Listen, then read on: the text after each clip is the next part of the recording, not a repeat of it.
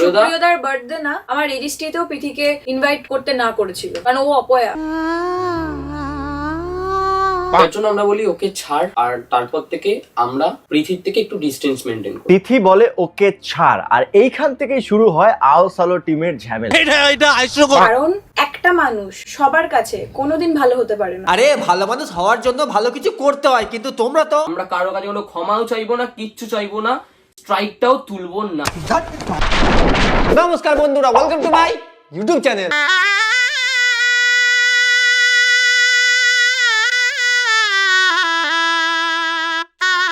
আরে কিছু না, একটু ঠান্ডা লেগেছে আর কি।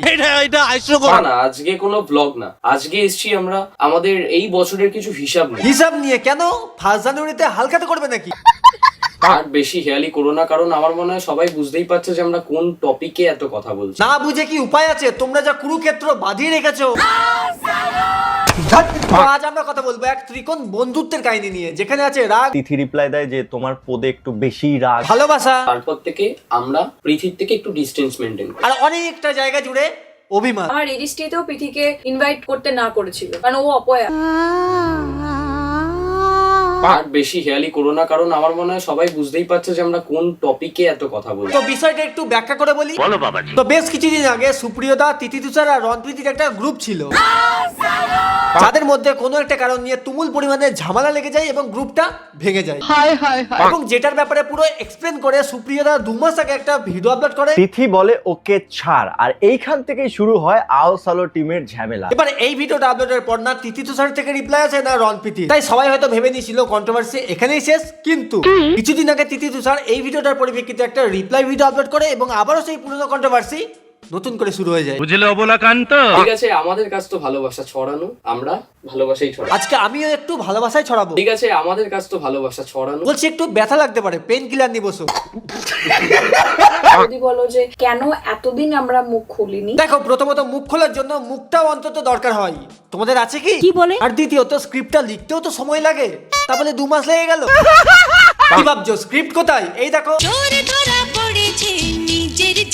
কি ধরে ফেললাম তো? লজ্জা লাগা দরকার। দিন শেষে তুমি যার জন্য চুরি করবে সেই তোমাকে চোর বলবে। না মানে এরা স্ক্রিপ্ট নিয়ে বন্ধুত্বের ডেফিনেশন এক্সপ্লেন করতে বসেছে, আর আমি সামান্য চোর বললেই দোষ। দিন শেষে তুমি ঠিক আছে, আমাদের কাজ তো ভালোবাসা ছড়ানো, আমরা ভালোবাসাই ছড়াবো। फैमिली देखती है वरना मैं ऐसे ऐसे गाली दूं ऐसे ऐसे। ঠিক আছে, আমাদের কাজ তো ভালোবাসা ছড়ানো। হ্যাঁ, অন্যরা ভালোবাসাটা মন দিয়ে ছড়ায়, আর এরা ভালোবাসাটা অন্য চ্যানেলে স্ট্রাইক মেরে। তিথি তুষার পর আমার চ্যানেলে অনেকগুলো স্ট্রাইক মেরেছে সামান্য রোস্ট ভিডিও বানানোর জন্য। ঠিক আছে, আমাদের কাজ তো ভালোবাসা ছড়ানো, আমরা ভালোবাসাই ছড়াবো। বলছি আর বেশি ভালোবাসা ছড়িও না, এরপরে তো ভালোবাসা কুড়িয়ে রাখতে পারবো না।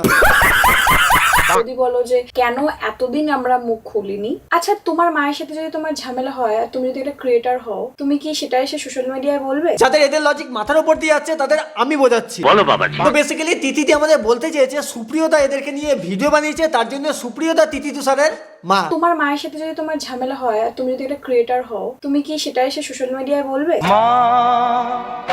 ও মেরি মা। বলছি তাহলে বাবাকে।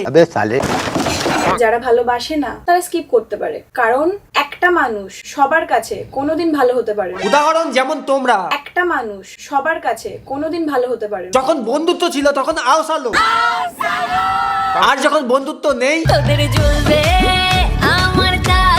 বলছি আরিয়াসে দিয়ে গানটা ইউজ করলাম, তুমি আবার ভালোবাসা ছড়িয়ে দিও না। তাই ভাবলাম যে না, এই বছরের হিসাব এই বছরই কমপ্লিট করতে হবে, তাই আজকে বেশি কথা বলবো না। বেশি কথা বলবো না? তাই আজকে বেশি কথা বলবো না। বলছি কথা না বলে তো 40 মিনিটে শর্ট ফিল্ম বানিয়ে দিয়েছো, কথা বললে কি নেটফ্লিক্স এর ওয়েব সিরিজ বানাতে? সুপ্রিয়দার ভিডিওটা দেখলাম, দেখার পরে একটা জিনিস দেখে আমাদের খুব ভালো লাগলো যে সে যতটুকু কথা বলেছে ততটুকু একদম পারফেক্ট বলেছে, ততটুকু একদম পারফেক্ট বলেছে। সেটাই বুঝলাম, সুপ্রিয়তা সবকিছু পারফেক্ট বলেছে, কিন্তু তিথি উপরে কি দেখছে বলাও যায় না। তোমরা যা জিনিস স্ক্রিপ্ট সিলিংও টাঙিয়ে রাখতে পারো। প্রথমে বলি, আমাদের আউস আলো টিমের একটা রুলস ছিল। এক মিনিট, বন্ধুত্বেও রুলস? আমি পারি না আর পারি না। প্রথমে বলি, আমাদের আউস আলো টিমের একটা রুলস ছিল, আমরা 5 জন যখন একসাথে থেকে কোনো জায়গায় ব্লগ বানাবো, এই ব্লগ একই দিনে আপলোড দেবো। হ্যাঁ, বলছি তোমাদের এই সম্পর্কটাকে বন্ধুত্ব নাম না দিয়ে বিজনেস পার্টনারও তো দিতে পারতে। না মানে বন্ধুত্বে যদি রুলস মেনেই চলতে হয় তাহলে সেটা আবার কি চ্যাটের বন্ধু?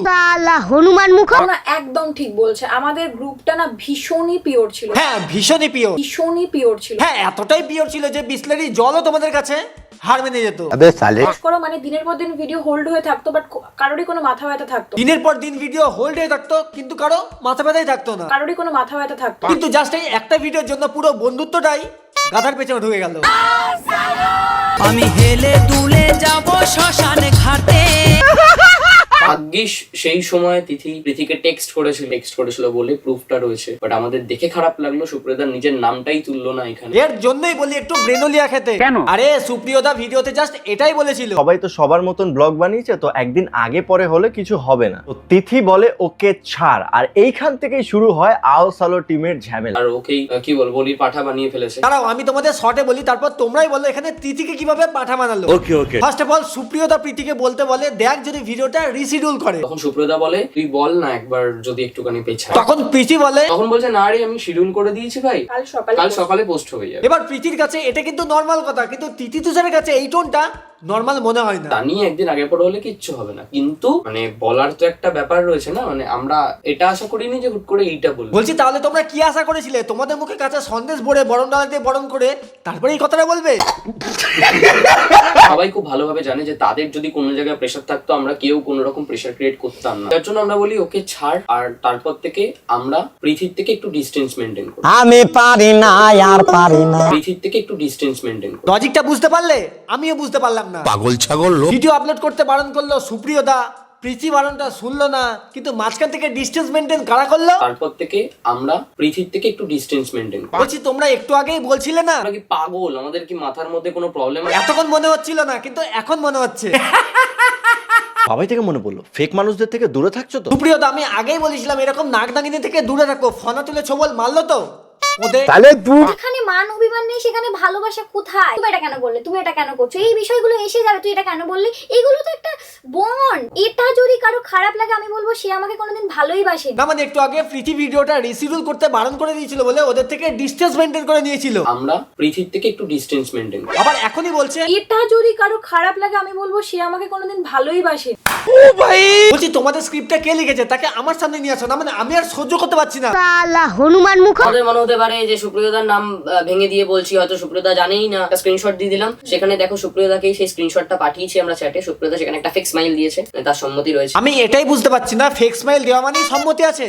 তোমরা ভালো করে আগে স্ক্রিনশটটা দেখো, ওরা আগে থেকেই মেসেজ করে রেখেছে এদের সাথে আর আমাদের মেশার জন্য জোর করবে না, কিন্তু ওরা তোমারও ফ্রেন্ড হয় তাই তুমি মেশো, বাট ওরা যেখানে আমরা সেখান থেকে 10 হাত দূরে।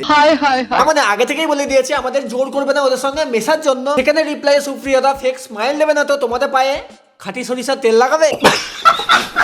বাট আমাদের কাছে যদি ভিডিওটা একটা ইম্পর্টেন্ট হতো, আগে ছাড়া ভিডিওটা আগে ছাড়তে হবে এই বিষয়টা ইম্পর্টেন্টই থাকতো, তাহলে হয়তো আমরা ব্লগটা আপলোড দিতাম। দেখো অডিয়েন্সকে ম্যানিপুলেট করার একটা লিমিট থাকে, কিন্তু এরা তো সেই লিমিটটাও ক্রস করে গেছে। আরে শরম করো। প্রথমে নিজেরাই একটা ভিডিওর জন্য প্রীতিরনের থেকে ডিস্টেন্স মেনটেন করে নিল, এখন আবার নিজেরাই এসে বলছে। বাট আমাদের কাছে যদি ভিডিওটা একটা ইম্পর্টেন্ট হতো, আগে ছাড়া ভিডিওটা আগে ছাড়তে হবে এই বিষয়টা ইম্পর্টেন্টই থাকতো, তাহলে হয়তো আমরা ব্লগটা আপলোড দিতাম। বলছে একটা সত্যি কথা বলো তো, এবার এরপর চলে আসে সুপ্রিয়দার বার্থডে, আর সুপ্রিয়দা এটা বলে যে তিথি তুষার ইচ্ছা করে তার বার্থডেতে আসেনি, কারণ সেখানে প্রীতিরন থাকবে বলে। কারণ আমার বাড়িতে আসবে না তারা, শুধুমাত্র রন প্রীতি আছে তাই জন্য। আমরা ইচ্ছা করে আসিনি, এখানে প্রীতি গেছে বলে তাদেরকে মানে ইগনোর করার জন্য, যাতে আমাদের না যেতে হয় সেই কারণে যাইনি যে আমাদের এত অহংকার না। দেখো এখানে তিথি তুষার ইচ্ছা করলে যেতেই পারতো সুপ্রিয়দার বার্থডেতে, এইটাও সম্ভব, কারণ ওরা তো শুধুমাত্র বন্ধু ছিল না। সত্যি কথা বলতে বন্ডিংটা ফ্রেন্ড বা বন্ধুত্ব এটা বলাটা ভুল হবে, এটা না ফ্যামিলিতে ঢুকে গেছে। বলছি ফ্যামিলির মধ্যে ঢোকাটা কি শুধুমাত্র সোশ্যাল মিডিয়ার জন্যই ছিল?